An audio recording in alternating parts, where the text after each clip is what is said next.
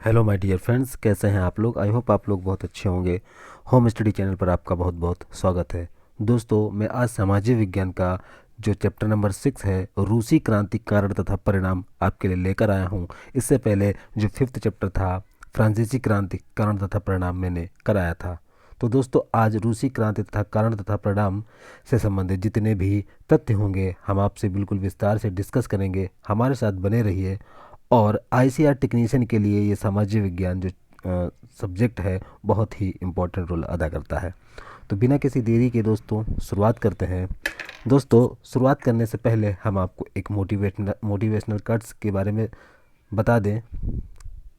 दोस्तों, हमारा आज का जो अनमोल वचन है वो है, क्रांति का उदय सदा पीड़ितों के हृदय एवं त्रस्त व्यक्तियों के अंतःकरण में हुआ करता है। ये किसी अज्ञात ने कहा है।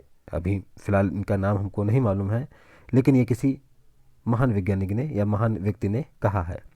इसके बाद जो अगला अनमोल वचन आता है वो बोला गया है, मतलब इस चैप्टर जो क्रांति के बारे में ही बताया गया है। अनमोल वचन, क्रांतियाँ कभी सामान्य घटनाएं नहीं होती, परंतु वे सामान्य घटनाओं से जन्म लेती हैं। ठीक है दोस्तों। उसके बाद ये अरस्तु ने बताया था। और जो तीसरे नंबर का जो कट्स है, स्टालिन ने जो कि बताया है, तुम रेशम के दस्ताने पहनकर क्रांति नहीं कर सकते, ये स्टालिन ने कहा है।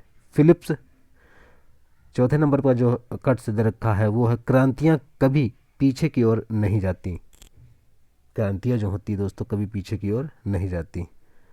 तो ये किसने कहा है? फिलिप्स ने। तो दोस्तों, ये तो रहे हमारे आज के अनमोल वचन। अब हम बिना किसी देरी के शुरुआत करते हैं हमारे आज के फैक्ट। दोस्तों, जो हमारा आज का फैक्ट है वो है महत्वपूर्ण घटनाएं तथा तिथियां। दोस्तों, महत्वपूर्ण घटनाओं तथा तिथियों में सबसे पहला जो आता है, लेनिन द्वारा 1903 ईस्वी में बोल्शेविक दल की स्थापना की गई। अगर आपसे पूछा जाए लेनिन द्वारा 1903 ईस्वी में किसकी स्थापना की गई, तो बोल्शेविक दल की स्थापना की गई। कब की गई? 1903 में। किसके द्वारा? लेनिन के द्वारा। अगला प्रश्न है, 1904 ईस्वी में रूस जापान युद्ध में रूसी फौजों की पराजय हुई। तो दोस्तों, पूछा जाए कि रूस और जापान युद्ध में किसकी पराजय हुई, तो दोस्तों रूसी फौजों की पराजय हुई। किस सन में हुई? 1904 ईस्वी में हुई। अगला प्रश्न है, हमारा जो अगला पॉइंट है, 22 जनवरी 1905 को खूनी रविवार की घटना हुई। बोला जाए खूनी रविवार की घटना किस तिथि को घटी, तो 22 जनवरी 1905 ईस्वी को। अगले प्रश्न की ओर बढ़ते हैं। हमारा जो अगला प्रश्न है दोस्तों हमारा जो अगला प्रश्न है, पॉइंट है, 30 अक्टूबर 1905 ईस्वी को रूस में वैधानिक राजतंत्र की स्थापना की गई। ठीक है, कब की गई? 30 अक्टूबर 1905 को। ठीक है दोस्तों, याद रखिएगा।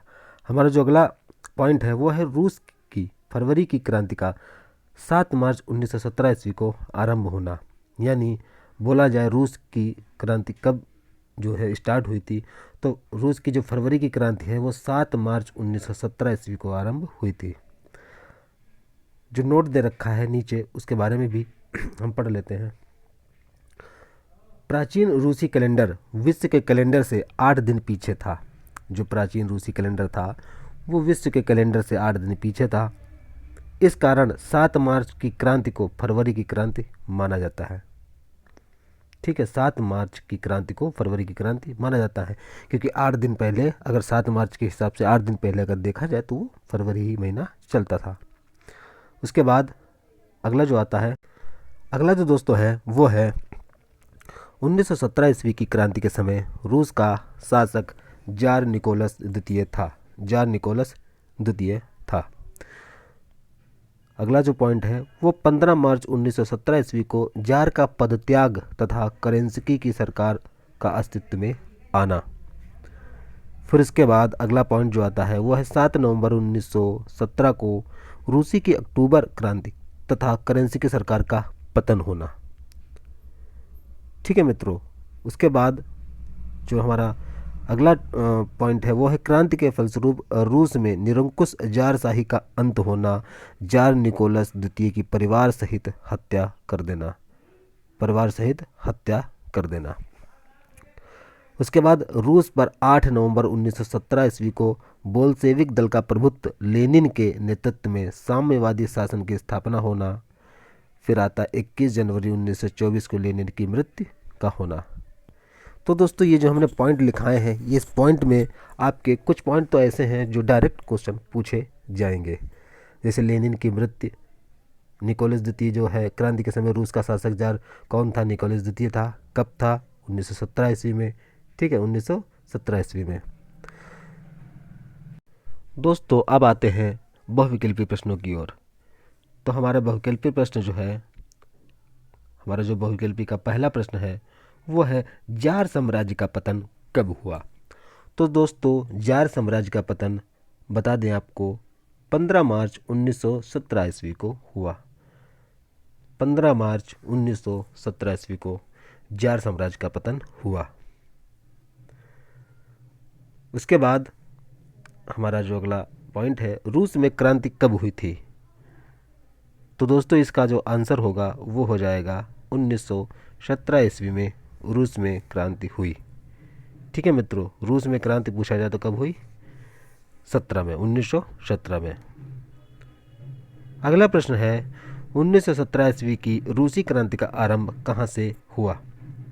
तो पेट्रोग्राड याद रखिएगा दोस्तों, 1917 ईस्वी की रूसी क्रांति का आरंभ जो हुआ वो पेट्रोग्राड, ठीक है, पेट्रोग्राड से हुआ। ठीक है मित्रों, उसके बाद हमारा जो अगला प्रश्न है 1917 ईस्वी में, अगला जो प्रश्न ये देख लीजिए फिर से, 1917 ईस्वी की रूसी क्रांति का तत्कालीन कारण क्या था। तो इसका आंसर दोस्तों जो हो जाएगा वो हो जाएगा प्रथम महायुद्ध में रूस की पराजय। प्रथम महायुद्ध में रूस की पराजय। अगले प्रश्न की ओर बढ़ते हैं। हमारा जो अगला प्रश्न है वो है 1917 ईस्वी में रूस का जार था। तो पीटर महान था, निकोलस द्वितीय था, अलेक्जेंडर द्वितीय था या अलेक्जेंडर तृतीय था। तो इसका आंसर दोस्तों जो हो जाएगा वो हो जाएगा निकोलस द्वितीय। याद रखिएगा निकोलस द्वितीय इसका आंसर हो जाएगा। अगले प्रश्न की ओर बढ़ते हैं। लेनिन ने किस सेना का संगठन किया था। लेनिन ने किस सेना का संगठन किया था, क्रांति सेना, काली सेना, मुक्त सेना या लाल सेना। तो दोस्तों इसका जो आंसर हो जाएगा वो हो जाएगा लाल सेना। अगला है 1917 ईस्वी की रूसी क्रांति की सफलता का मुख्य कारण क्या था। तो दोस्तों इसका जो आंसर हो जाएगा वो हो जाएगा ये सभी, यानी योग्य नेतृत्व, सैनिकों का समर्थन भी और लाखों मजदूरों का समर्थन भी इसमें मुख्य कारण था। उसके बाद खूनी रविवार की तिथि क्या थी। तो दोस्तों अभी मैंने आपको खूनी रविवार की तिथि के बारे में बताया था फैक्ट में, ठीक है दोस्तों।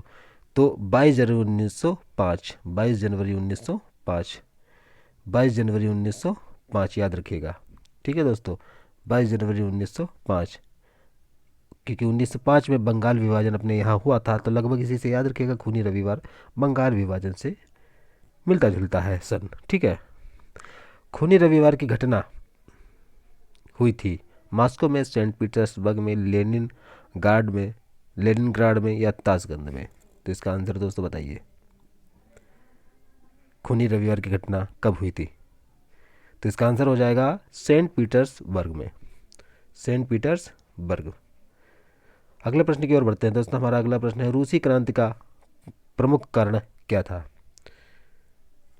तो इसका आंसर हो जाएगा जारों की निरकुंसता, जारों की निरकुंसता, निरंकुशता, सॉरी, जारों की निरंकुशता। हमारा जो अगला प्रश्न है वो है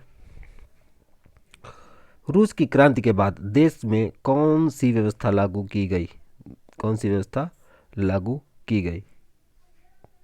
तो इसका आंसर हो जाएगा समाजवादी, समाजवादी।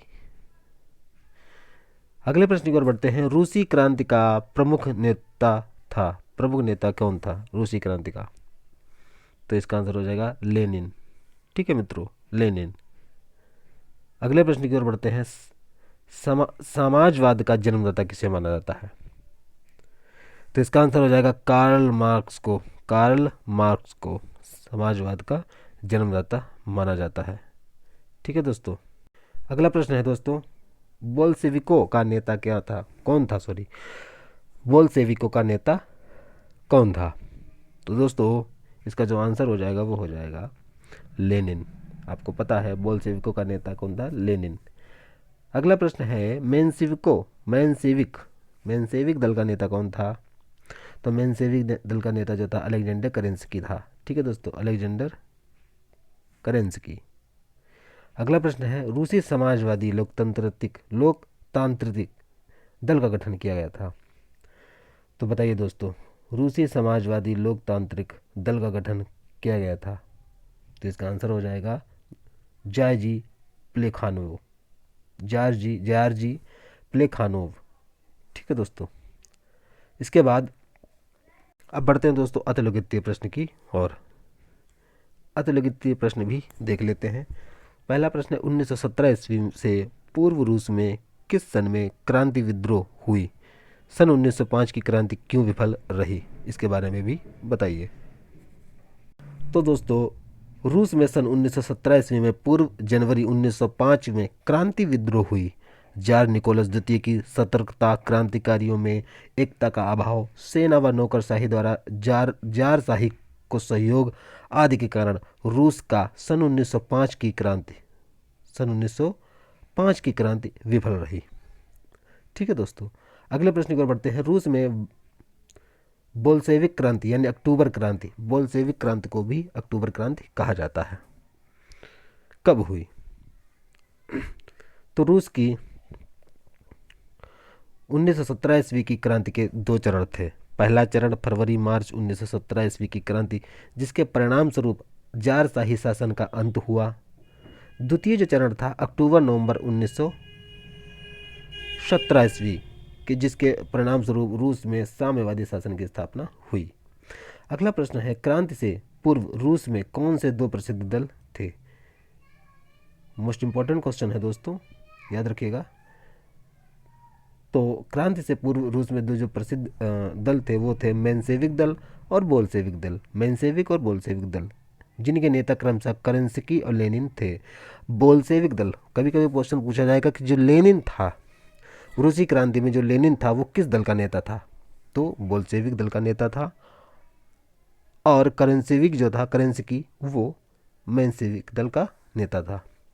ठीक है दोस्तों, उसके बाद अगले प्रश्न की ओर बढ़ते हैं। रूस में जार किसे कहा जाता था? जारशाही शासन की स्थापना कब हुई?